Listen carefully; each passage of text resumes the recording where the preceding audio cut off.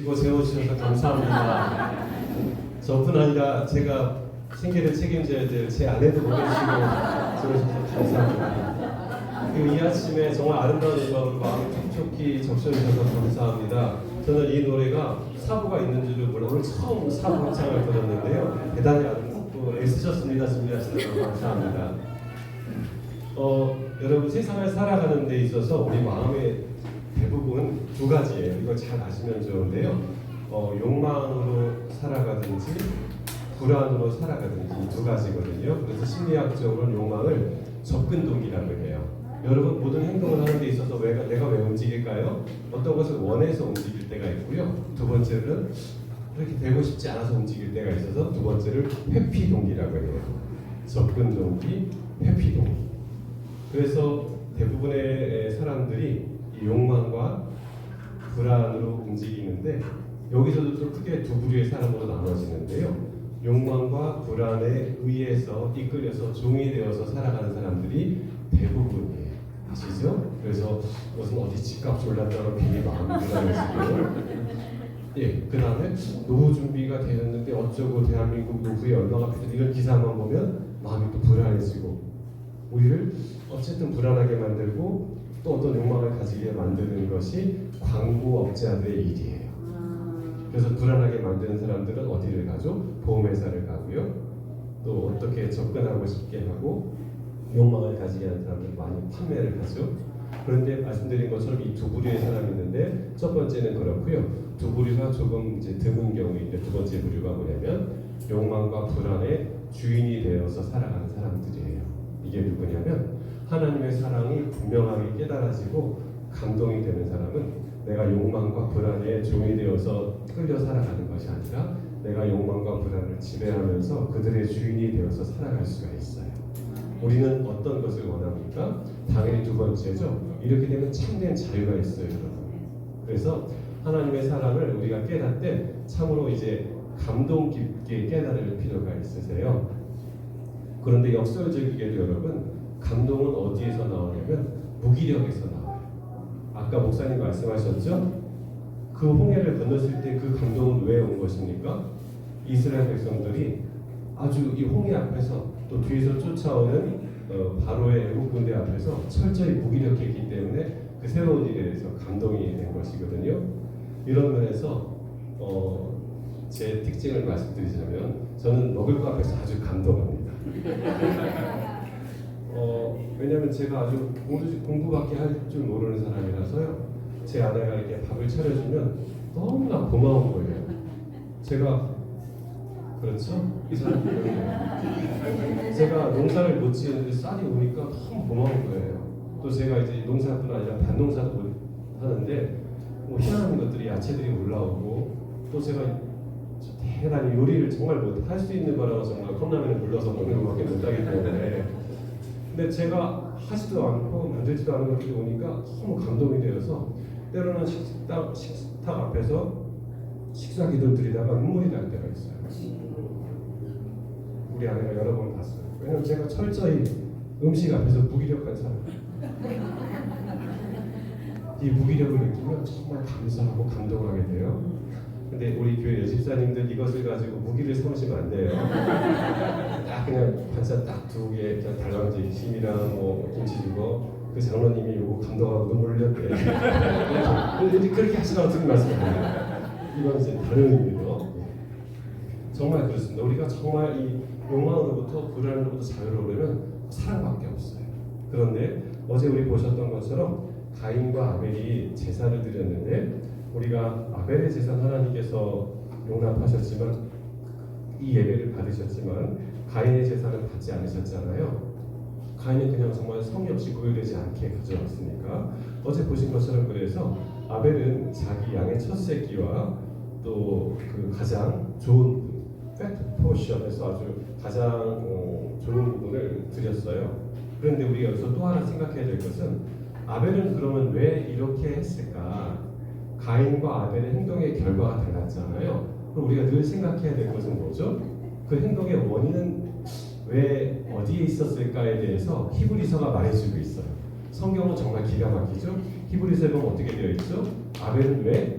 아벨은 믿음으로 아벨은 하나님께서 받으신 제사를 드렸다고 하거든요. 그럼 아벨은 뭘 믿었을까요? 아벨과 가인 둘 다 똑같이 하나님을 만나려면 뭐가 필요하다는 것을 알았어요? 제사, 예배가 필요하다는 것을 알았어요. 여러분 아시는 것처럼 에덴 동산에서 예배가 필요했어요? 필요하지 않았어요? 에덴 동산에서 필요하지 않았어요. 왜냐하면 그들이 직접 하나님을 만나서 대화했으니까. 마치 이것은 쉽게 얘기하면 이거와 똑같아요, 여러분.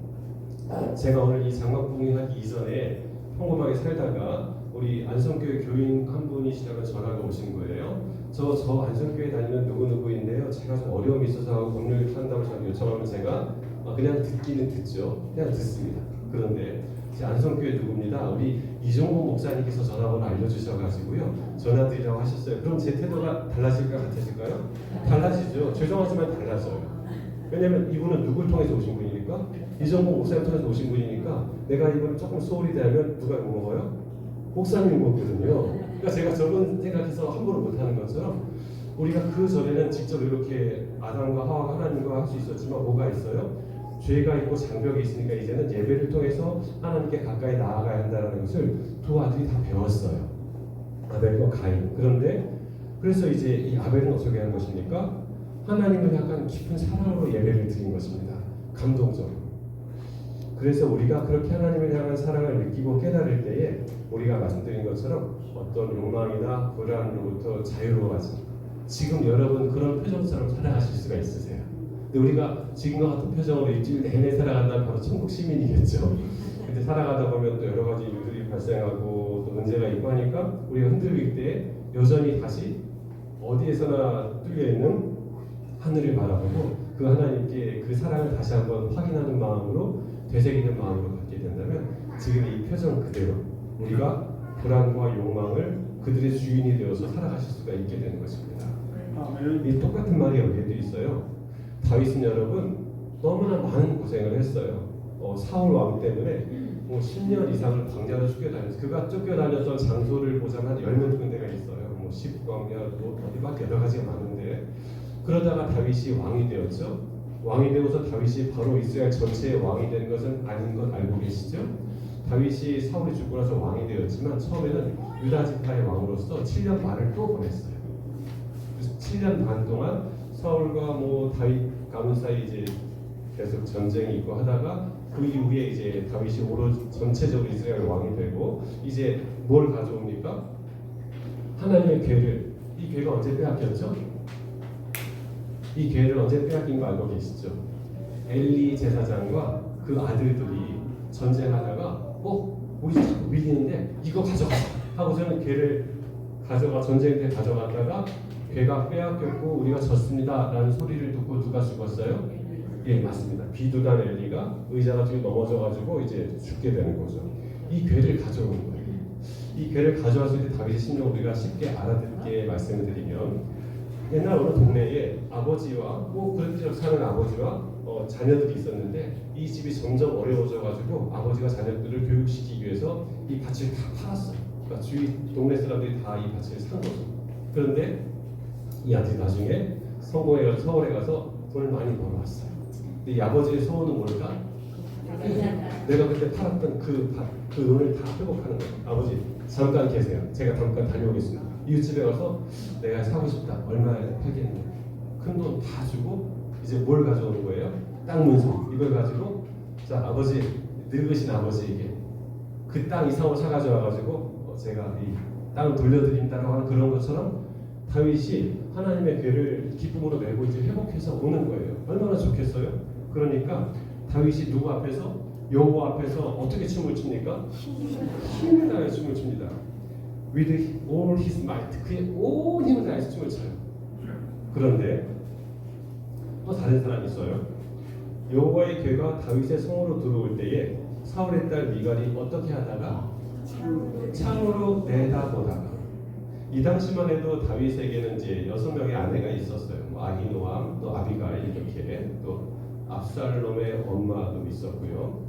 근데 그 모든 아내들의 위치는 나와 있지 않은데 이것을 보니까 아마 함께 예배에 참여했던 것 같아요. 근데 누가? 우리가 모두가 예배에 깊이 참여하고 있을 때에 예배에 참여하지 않고 슬쩍 남의 일인 것처럼 창밖으로 내다보는 그런 사람이 있어요. 그리고 성경은 여러분 정말 정확합니다. 미갈이 누구예요? 네, 원래는 누구예요? 예, 다윗의 처예요. 여러분을 제 아내를 누가 얘기할 때 제 아내라고 얘기하지 우리 장인어른 딸이라고 얘기하지. 그렇죠. 그건 좀 이상하죠.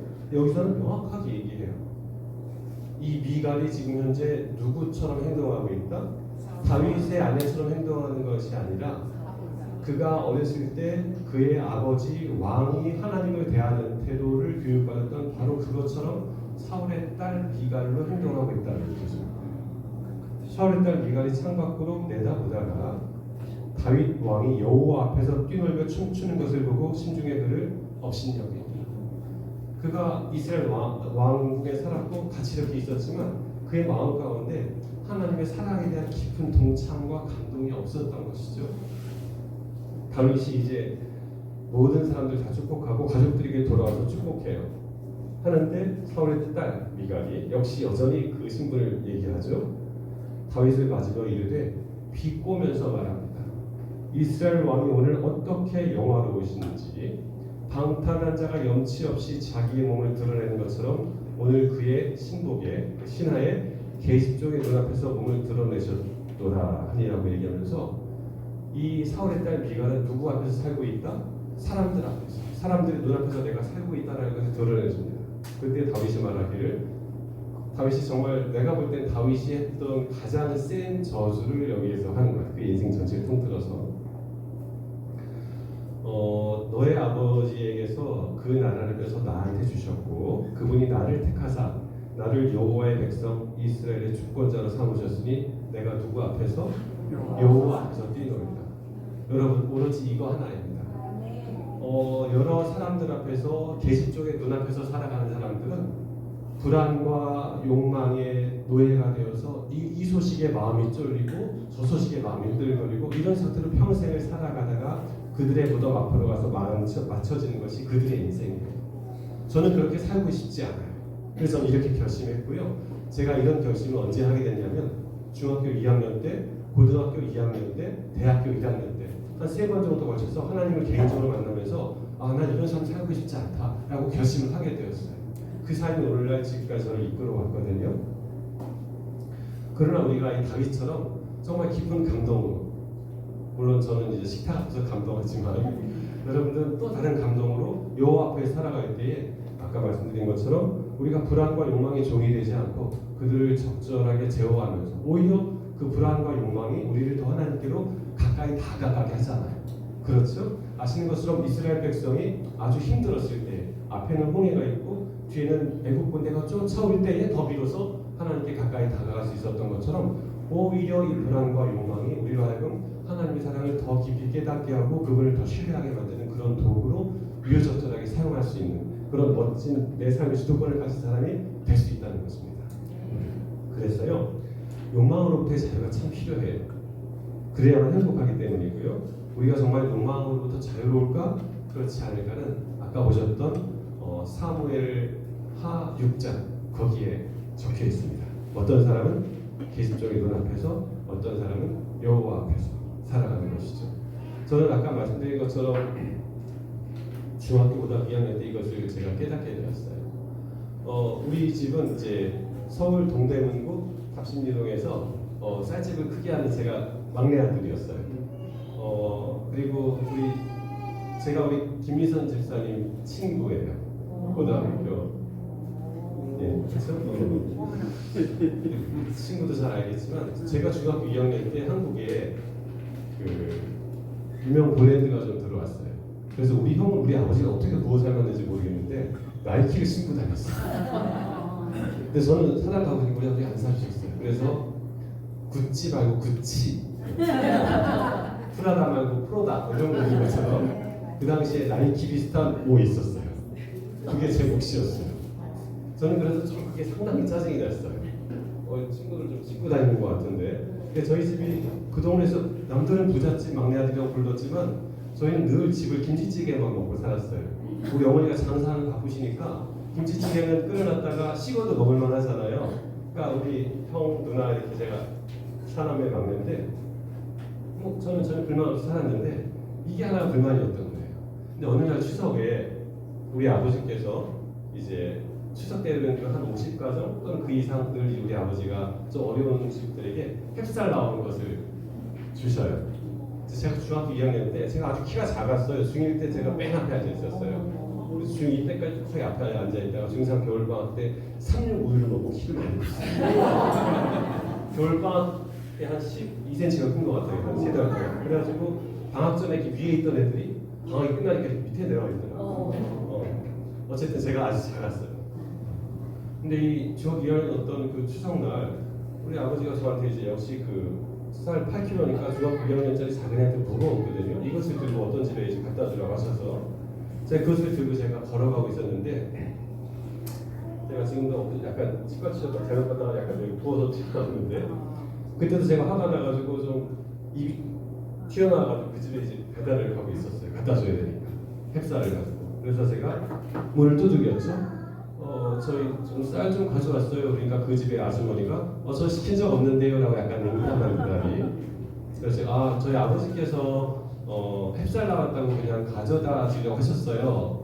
그랬어요. 그러니까 그 집에 문이 빼꼼 열리고 파란색 대문이 열리고 어느 아주머니가 딱 보니까 이 집에 아저씨는 없는 것 같고 아주머니가 저 또래 남자아이랑 여동생 둘 이렇게 데리고 아마 4식구 사는 것 같았어요.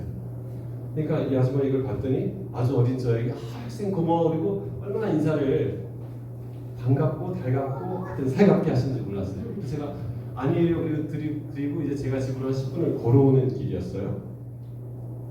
근데 제가 그때 대단히 좀 미묘한 감정을 느꼈어요. 여러분 저는 기분이 좋아야 돼요 나빠야 돼요? 좋아요. 나빠야죠. 그냥 이 돈 쌀이면 내 나이키를 살 수 있거든요. 가면서 내가 계속 입이 나왔단 말이에요. 우리 아버지가 엉뚱한 짓을 하고 계신 거예요 지금. 아들 나이키를 안 사주시고 상당히 기분 나빠서 드리고 오는데 여전히 제가 기분이 나빠야 되는데 기분 나쁘게 기분이 좋은 거예요. 근데 기분이 좋으면 안 되는데 난 여전히 기분이 나쁘고 짜증나야 되는데 뭔가 기분이 이제 좋은 거예요. 그때 제가 비로소 그 10분의 기억이 지금도 여전히 아주 강한데 내가 뭔가 원하는 욕망 이것이 아닌 그 다른 무엇을 통해서 대단히 기쁘고 더 좋아진 뭔가가 있구나라는 걸 제가 처음 알게 되었어요. 주님 우리에게 그걸 주시길 원하시는 거예요. 그래서 제가 중고등학교 2학년 때 그걸 알게 되면서부터 또 고등학교 2학년 때 또 설교를 들으면서 제가 또 다른 세계가 있다면서 알게 되고 예수님을 사랑하고 더 가까이 하게 된 거예요. 여러분 그러신 거죠? 예. 그래서 우리 모두가 사람들이 원하는 것을 버릴 수 있는 용기를 갖게 된 것이죠. 이와 똑같은 얘기가 성경에 계속 나와요. 누가 있냐면 베드로와 안드레 이 형제가 그랬어요. 그들이 소중한 그들에게 모든 것을 제공해주는 배가 있었어요. 예수님을 만나니까 어떻게 돼요? 그들이 배들을 육지에 대고 뭘 버리고 모든 것을 버려두고 예수를 따르리라. 아멘. 여러분 이렇게 여러분이 모든 것을 버리고 예수님 따르시면 주님께서 다 채워주세요. 이것은 역사적으로 검증이 되었고요. 제가 보니까 우리 아버지의 삶을 통해서 검증이 되었어요. 우리 아버지는 12남매 셋째 아들인데 그 사이에 이제 3명이 죽었어요. 그리고 이제 9명이 살아남았는데 너무 어려우니까 자라나시다가 우리 아버님 생각에 제가 나중에 듣기로는 동생 중에 한 3은 죽었으면 좋겠다. 배가 고프니까. 그리고 이제 우리 아버지 자수성가하신 분인데 지금은 너무너무 훌륭하세요. 그러니까 위에 형이 둘이 있고 우리 아버지 셋째인데 밑에 있는 동생들 다 시골에서 올라오면 저희 집에서 다 이렇게 해서 여동생들 다 시집 보내고 형님들도 다 해가지고 온 가족이 다 우리 이 분명한 재림교회 그래야 네가 산다 해가지고 우리 고모부들도 우리 아버지 말씀 네 형님 해가지고 다 이렇게 교회 다니시고 장로님 되시고 다 그렇게 사세요. 너무 훌륭하시죠? 진짜 우리 어머니랑 서울 올라오셔서 사과박스 뒤집어 거기서 식탁 삼아서 밥 드셨던 분이 평생 이렇게 하셨어요. 아들 나이키도 안 사주신 분이 얼마나 그렇게 하셨겠어요. 저는 그때 또 우리 탑순리교회 지을 때도 얼마나 헌신을 많이 하시는지 전 돈이 아까웠어요. 그때 심정으로 제가 믿음을 갖기 전에. 근데 믿음을 갖고 보니까 우리 아버지가 어제 제가 말씀드렸던 것처럼 연수원 때 내가 내 월급 내는 그런 심정이었구나라는 것을 제가 나중에 이해하게 됐거든요. 성경의 역사, 사람들의 역사 우리 아버지의 역사, 제 삶의 역사를 통해서 저는 알게 돼요. 버려두면 주님께서 다 채워주시는 거예요. 왜냐하면 그것이 진리니까. 그 진리를 알게 되면 진리가 나를 자유롭게 하니까 그런 겁니다. 오로지 그 베드로만 그런 게 아니에요. 예수께서 나가서 레위라는 세리가 세관에 앉아있는 것을 보시고 나를 따르라 하시니 누가복음 5장 27절인데 28절 어떻게 있을까요? 역시 마찬가지예요. 이 레위 마태도 마음속에 돈은 쌓여갔지만 자기 욕망을 다 채우고 나니까 너무 허탈하고 허무하고 사람들의 그 시선, 이 돈으로 채울 수 없는 그 무언가 때문에 고통스러웠어요. 누가 불렀어요? 예수님이 부르셨어요. 나를 따르라 하시니까 그가 즉시 모든 것을 버리고 일어나 따르게 됩니다. 그런데 우리가 예수님을 따르는 방법이 여러분 이렇게 사랑에 젖어서 자연스럽게 될 수가 있는 것인데요. 한 대학생이 너무 힘들어하는 거예요. 담배를 끊으려고 이 남학생이. 여러분 어떻게 이 남학생이 이 담배에서 자유로워질 수 있을까 하면 아주 쉬운 방법이 하나 있어요. 담배를 싫어하는 여자친구가 생기면 담배는 그냥 저절로 어떻게 뽀뽀 한번 해보려고.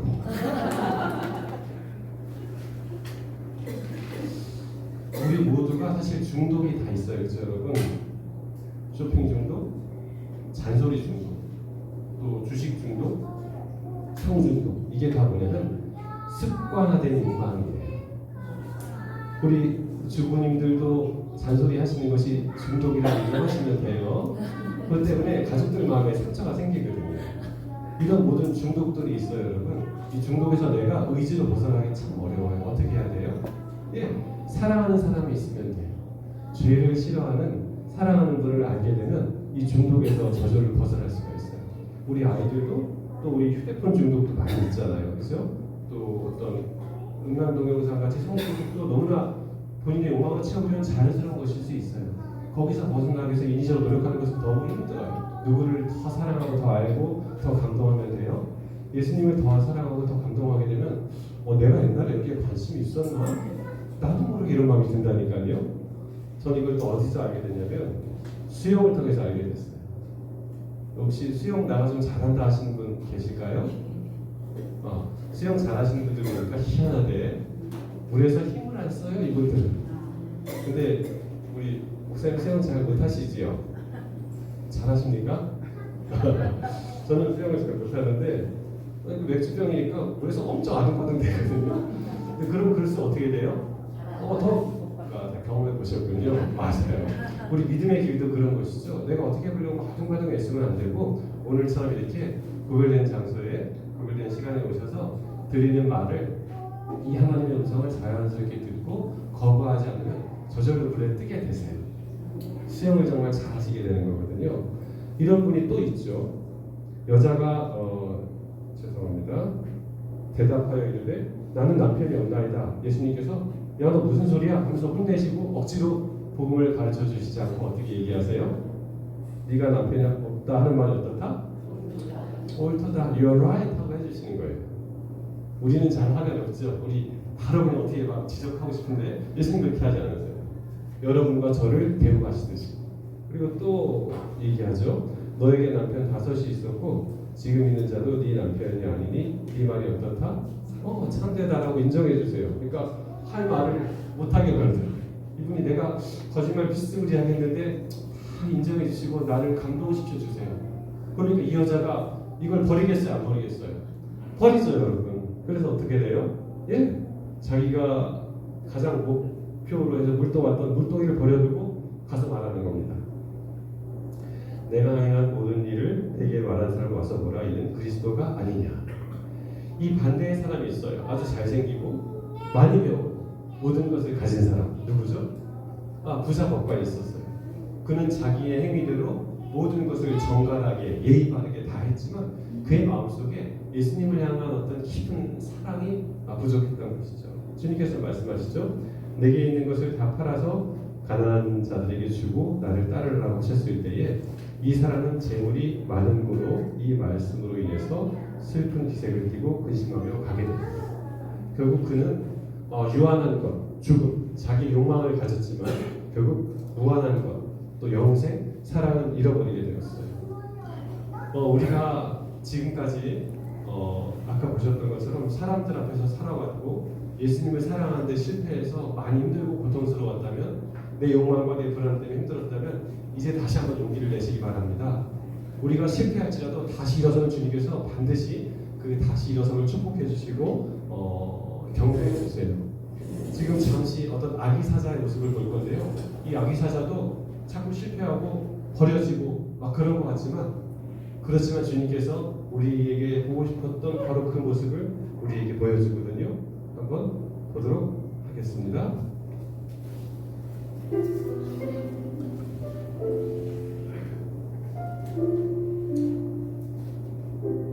우리가 다 자취를 감춰버렸죠. 정처 없이 혼자 아기 사자가 따라갑니다.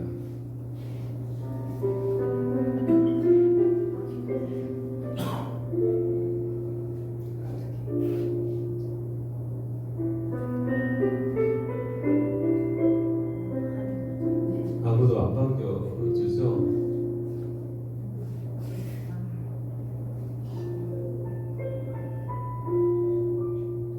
탈수가 심해서 제대로 걷지 못하고 비틀거립니다.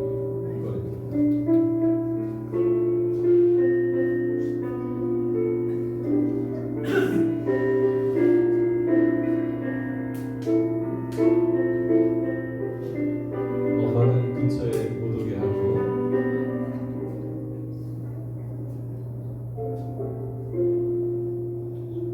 젖을 줄 생각은 전혀 하지 않고 일어나서 가버리죠.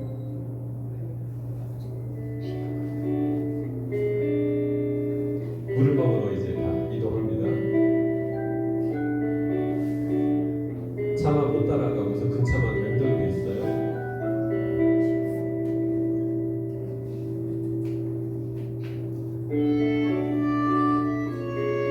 물속에서 악어가 기회를 노리고 있죠.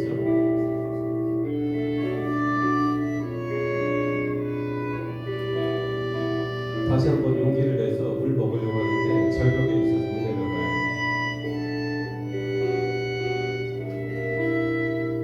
이때 엄마가 도와주러 옵니다. 이미 포기한 자식이지만 악어의 위험에서만큼은 보호해주고 싶었던지 모르겠어요. 드디어 물을 마시게 됩니다.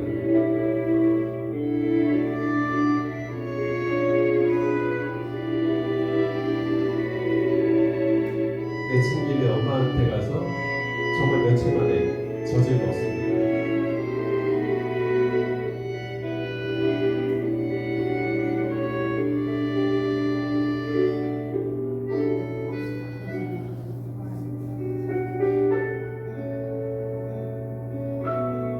또 뒤쳐져서 우리를 겨우 따라가죠.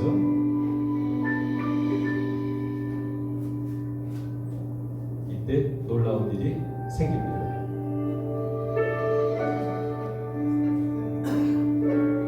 형제 중 하나가 기다립니다.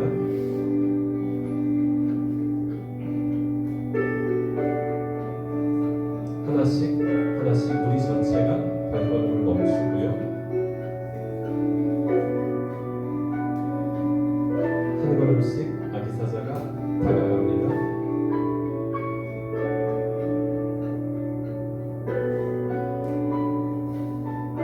용기와 집념의 아기 사자는 새로운 시작을 마주하게 됩니다.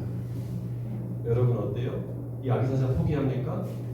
포기하지 않습니다. 결국 어떻게 되었을까요? 네, 이 아기 사자는 나중에 아주 늠름한 수사자로 성장하게 됩니다. 여러분과 저의 미래처럼 우리가 포기하지 않는다면, 우리가 하나님의 사랑이 때로는 멀리 느껴질 수도 있고 때로는 가까이 다가올 수 있지만, 아까 말씀드린 것처럼 자꾸 감동을 받을 수 있도록 내 마음을 따뜻하게 열 때에 우리가 그 사랑 속에서 불안과 욕망을 제어하는 그 정도의 수준에까지, 아름다운 수준에까지 이르게 됩니다. 내 앞에 예수님을 선택하게 되면 두 가지 길이 있는데요. 자유가 있고요. 욕망과 불안을 선택하게 되면 평생 이렇게 살아가게 됩니다. 성경은 말하죠. 한 사람이 두 주인을 섬기지 못할 것이니 이를 미워하고 저를 사랑하거나 이를 중히 여기고 저를 경히 여기리라.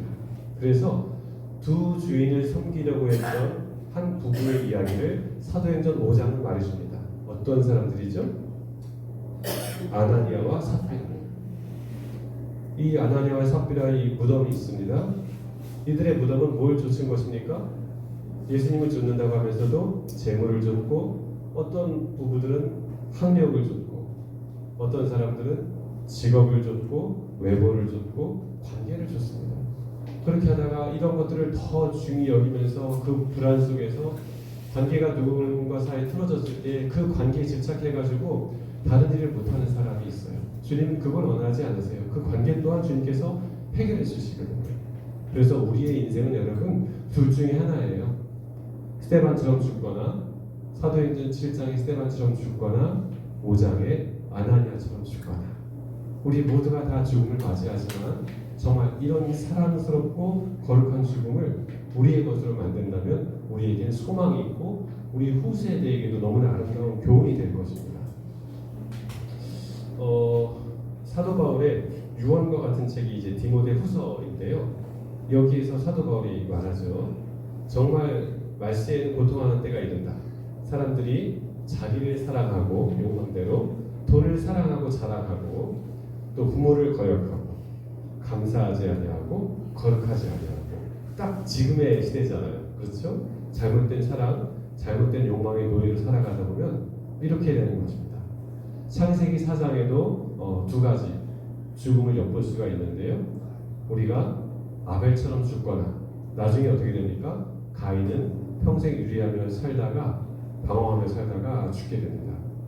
그래서 주님께서 우리에게 이렇게 말씀하십니다. 그러므로 너희는 이렇게 기도하라. 하늘에 계신 우리 아버지여, 이름이 거룩히 여김을 받으시오며라고 한 것처럼 우리가 아벨처럼 이렇게 구별된 삶을 살길 바라시고, 이렇게 구별될 때에 우리에게 놀라운 에너지와 감동을 주십니다. 제가요 최근에 과거와 너무나 다른 법조 환경을 많이 보게 돼요. 그냥 여기 교회 오기 전에 제가 평범하게 제 사건들을 쭉 봤더니 과거에는 거의 없었던, 이게 어떤 그림이냐면 아버지 식탁이 있고 차남, 장남, 딸이 이렇게 있는데 서로 막 가지려고 하는데요. 형제 자매 간의 그 재산 분쟁이 너무나 많아요. 그래서 과거에는 형제들끼리 재판했다라는 것은 이상할 수 있고 어색할 수 있고 부끄러운 일일 수가 있는데, 지금은 오히려 안 하는 게 이상할 만큼 너무너무 많아요.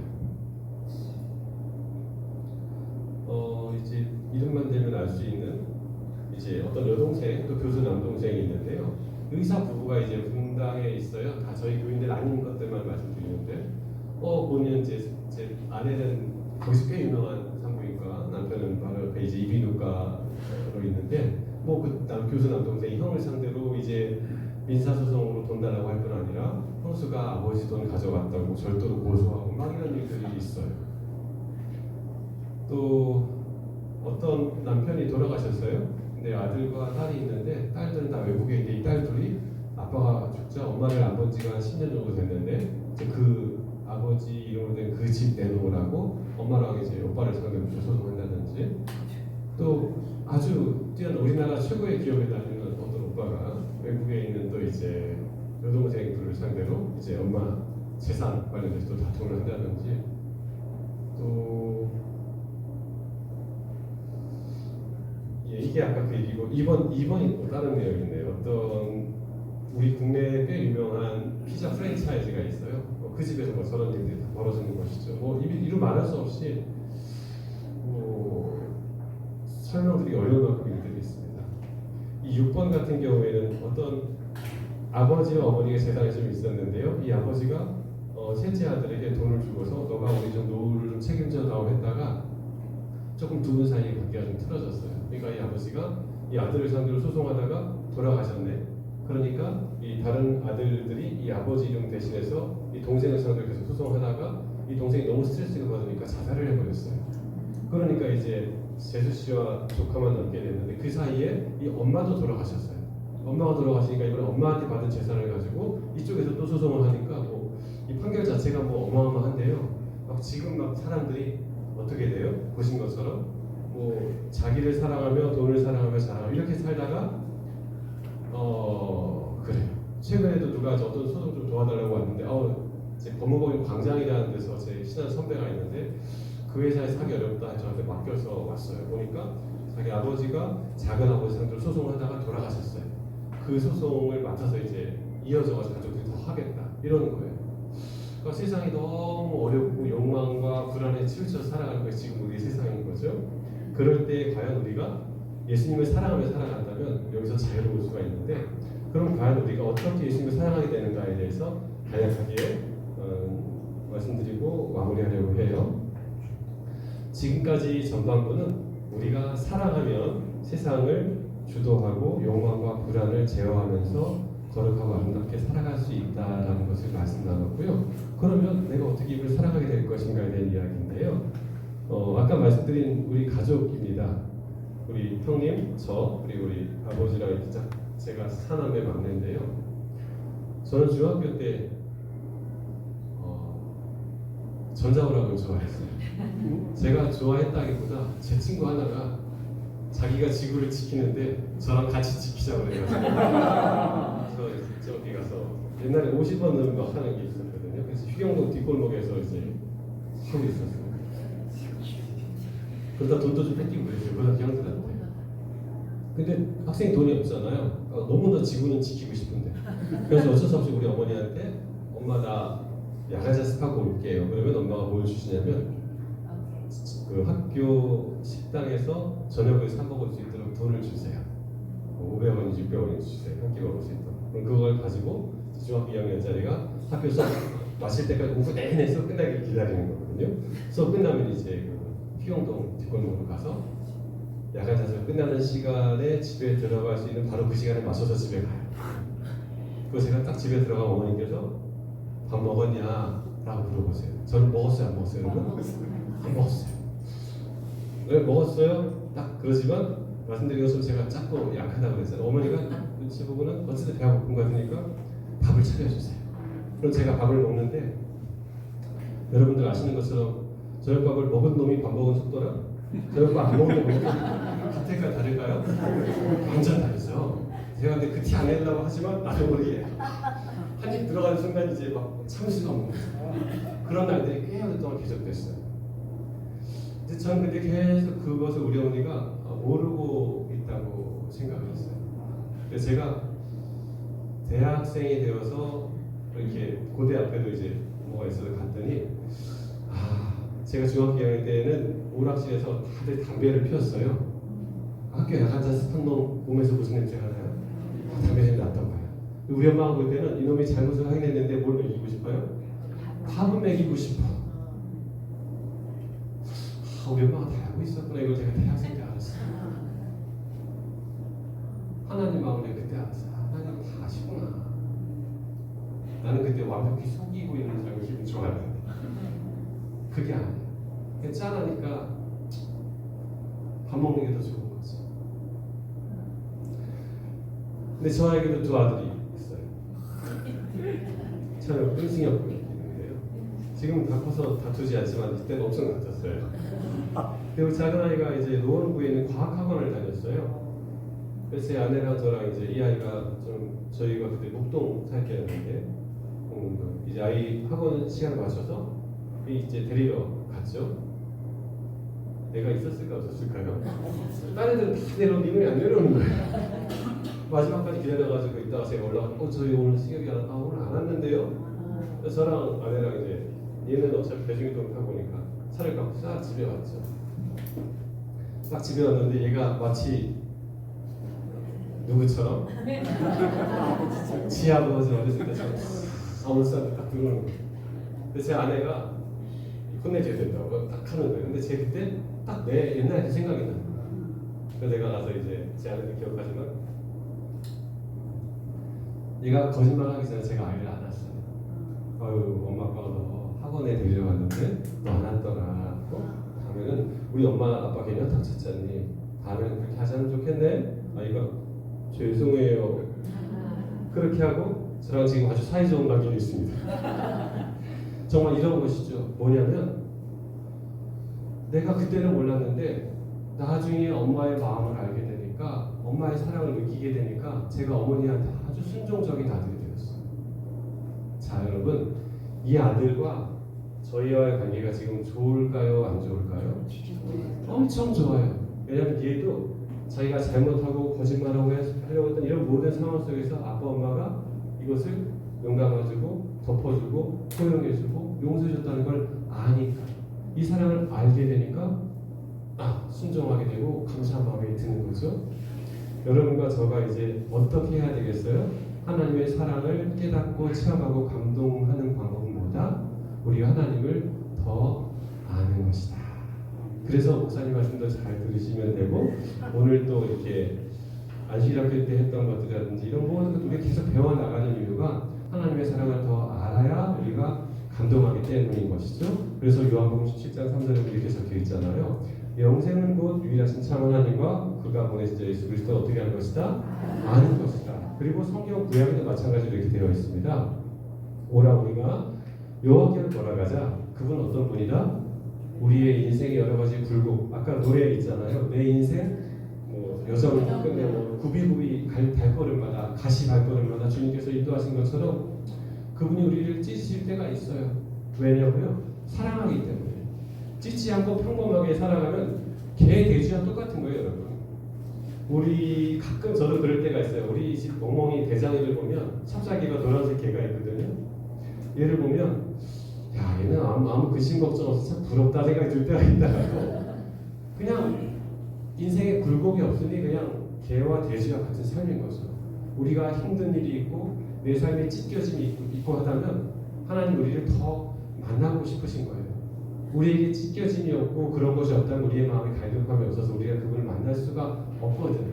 우리의 죄된 마음과 우리의 무기력한 마음과 우리의 딱딱해진 마음으로 그분을 만날 수가 없으니 그분이 아픔을 허락하시는 거예요. 왜냐하면 만나고 싶으니까. 그렇게 되어 있죠. 찢으셨으나 도로 낫게 하실 것이요 치셨으나 싸매어 주실 것입니다. 그러므로 우리가 어떻게 하자? 여호와를 알자. 힘써 여호와를 알자. 그의 나타나심은 새벽빛같이 일정하니라고 말해요. 정말 우리가 하나님을 알게 되면 그 아버지, 어머니의 마음을 알게 되면 정말 우리가 사랑하게 되고 그 사랑을 통해서 정말 이 세상에서 자유롭게 살아가실 수 있음을 축복합니다. 제가 영상 하나 잠깐 보도록 할게요. 한 어머니가 있는데 이 어머니는 그냥 계속 일만 하시는 것 같아요. 이분이 왜 이렇게 일하시는지 한번 보도록 할게요. 여러분 기억하세요? 17시간 20년.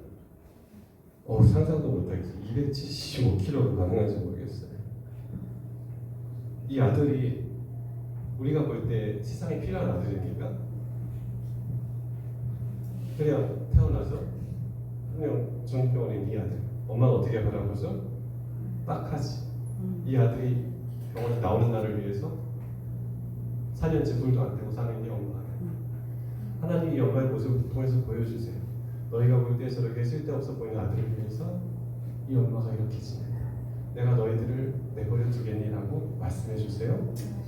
그러면서 그분은 견딜 수가 없었어요. 우리가 사형수가 되어서 정신병원에 갇혀서 사는 것을 견딜 수가 없었기 때문에 이렇게 하세요. 친히 나무에 달려 그 몸으로 우리 죄를 담당하셨고 그 무거운 죄 275kg보다 훨씬 더 무거운 것을 담당하셨죠.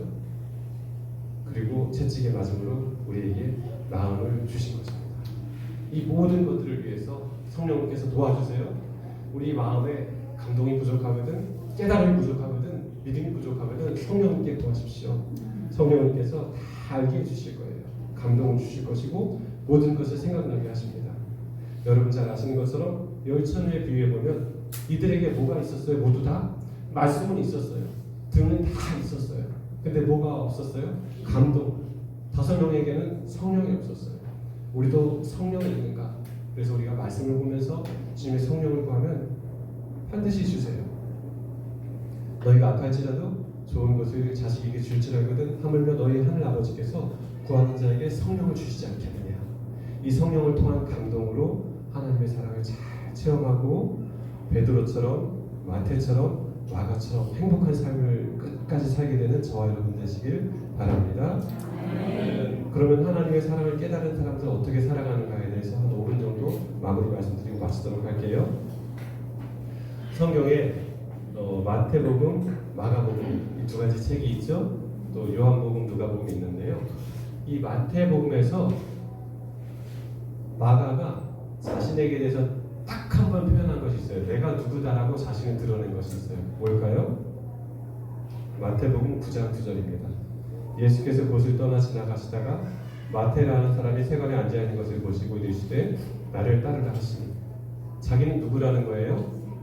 그 당시에 창기와 가장 흡사하게 취급받던 어떤 사람이었다? 굳이 자기가 자기 직업을 드러낼 필요가 없어요. 마태는 뭐라고 얘기해요? 그 책에서 딱 한 번 자기를 얘기하면서 나의 과거를 얘기해요. 나는 사실 이 책을 읽는 모든 독자들이요, 나의 정체를 알아주십시오. 나는 원래 이런 인간이었습니다. 세리들과 창기들이라고 하는 바로 그런 사람이었지만 누가 나를 이렇게 변화시켜 주셨다? 주님께서. 예수님을 만나면 내 삶이 이렇게 변화되는 것처럼 여러분의 삶도 변화될 수 있습니다 라고 저 마태복음 9장 9절을 통해서 마태가 오늘 우리에게 말하고 있습니다. 마가는 또 어떻게 얘기할까요? 마가도 그 자신에 대해서 마가복음에서 딱 한 번 이야기하고 있어요. 볼까요? 마가복음 14장. 마가의 다락방에서 마지막 만찬이 마쳐지고 제자들이 다 흩어집니다. 제자들이 다 예수를 버리고 도망했어요. 그때에 한 청년이 자다가 어떻게 되지? 따라왔어요. 벗은 몸에 베옷 이름을 두르고 예수를 따라가다가 무리에게 잡히매 베옷 이불을 버리고 벗은 몸으로 도망하니라. 누구예요? 내가 저런 놈이야. 내가 마가복음이라는 책을 썼지만 우리 집에서 예수님께서 마지막 만찬을 마치고 제자들이 다 흩어지고 나는 어떻게 따라가다가 내가 그게 무서워서 빨개먹고 도망치는, 나는 그런 놈이에요. 그러나 내가 예수님 만났을 때 어떻게 했어요? 마가복음이나 이런 책을 쓸 만큼 다른 삶을 살고 있어요. 여러분도 주님을 만나면 저렇게 용기 없는 사람, 비겁한 사람일지라도 다른 삶을 사실 수 있어라고 저 여러분에게 말하고 있는 것입니다. 예수님을 만난 사람들에게는 그래서요, 그 여러 계집종의 눈앞에서 살아가는 것이 중요하지 않고 오로지 여호와 앞에서 내가 어떻게 살아가는가가 중요한 거예요. 욥바에 보면 욥바라는 도시는 이렇게 세 가지 의미가 있어요. 성경 구약에서 요나는 욥바에서 이제 다시스 도망가죠.